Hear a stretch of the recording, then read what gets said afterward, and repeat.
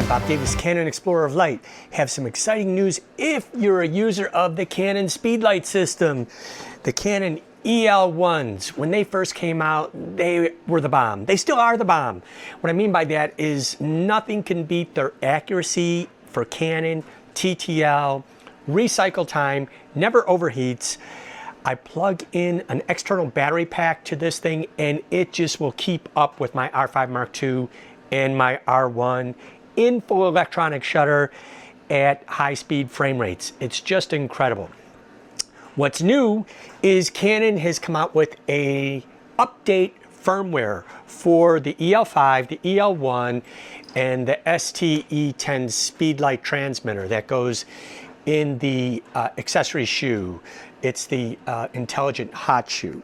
So with this update, I've been testing it because I haven't really used the Canon Speedlight system at an event in 2 years because of signal failure.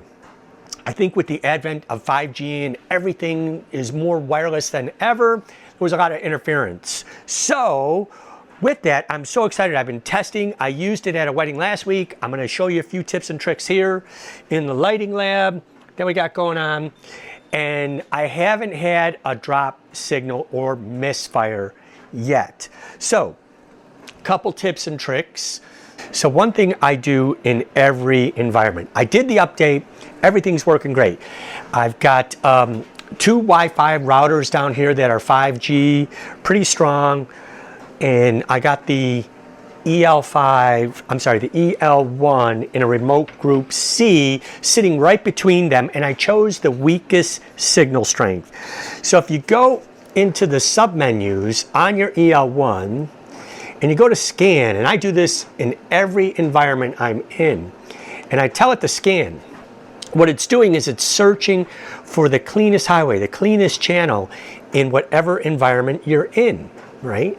So as soon as this pops up, there we go, you could see we have some radio frequency interference in here, some weak channels. So I chose the weakest possible channel. So we're gonna go to channel 7, because that says it's just terrible, it's weak. Just to see if we can, you know, test the robustness of this. So whatever you put your sender in, you have to put your receiver in. So I'm going over here. It was in channel 8, which was weak, and it dropped off. So that was the weakest signal strength, yet they immediately linked up. You see the green light? That means they've linked up, right? So we're gonna put this right between the 2 Wi-Fi routers. So this is causing some frequency interference. I even did this with my cell phone to see with the phone active if that would create any havoc, and it didn't. So still green, still working. We're gonna fire, I'll turn off the on camera. This would be the sender unit, right? And we'll turn it off so it's not gonna fire, but you can see the flash. There it is in the background, it's firing away, right? It's in the weakest possible channel. So now we're gonna test the validity of that with the STE10. So we're gonna go into the Speedlight menu, which I have in my menu, external Speedlight control, and we're gonna go into the Speedlight settings. So flash function settings, that gets me to all the channels, groups, and everything there. So I'm here, I'm gonna go to the channel, and we are gonna choose channel 7, which is the weakest possible channel, right? Boop, immediately turned green. So let's see if that's the case. It's firing in the background. There we go. I can see it firing, and it's keeping up. So it had 0 signal strength.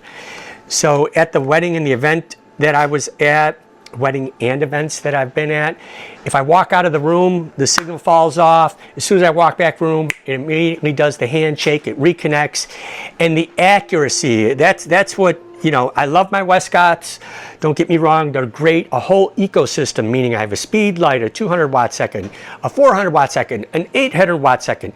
But if I'm running and gunning really fast and I want a high frame rate capture, nothing beats the accuracy of the TTL in Canon, because what it's actually doing is it's biasing. If you have face, head, eye detection active, it is almost giving you like flash exposure lock on that active focus mark on the face you've chosen. And if you're using a registered face, like the bride, the groom, your main subject of your photo shoot, then it's going to bias that exposure to that registered face, because that's what that focus point is going to and locking on. And if you haven't tried registering a face, oh my God, that's amazing. At the wedding that we just did, the bride is the star of the show. I registered her face. So if I'm doing a Hail Mary shot, holding it up above the crowd, trying to make sure I get her in the mosh pit, boom, it sees her face, locks right in, and goes to her as a priority, as long as it can see the face. Excellent, excellent stuff. So I'm so glad to be back in business with the Canon EL1s. So I will keep you up to date and let you know should I run into any challenges, but I'm pretty confident. And I hope Canon is listening. Thank you, but don't rest on your laurels. There's more radio frequency interference than ever because everything is wireless these days. So let's keep pushing that firmware to make sure this flash system could be world class and rock solid.